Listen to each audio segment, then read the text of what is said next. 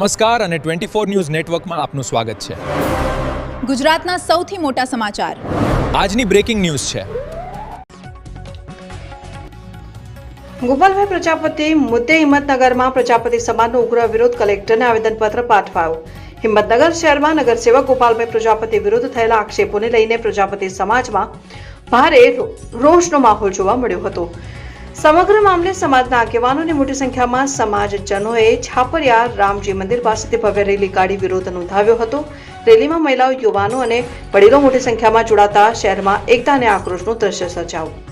Rally શહેરના મુખ્ય માર્ગો પરથી પસાર થઈ કલેક્ટર કચેરીએ પહોંચી હતી, જ્યાં સમાજના પ્રતિનિધિઓએ કલેક્ટર નારાયણસિંહ સાધુને આવેદનપત્ર પાઠવી સમગ્ર મામલે નિષ્પક્ષ તપાસ કરવાની માંગ ઉઠાવી છે.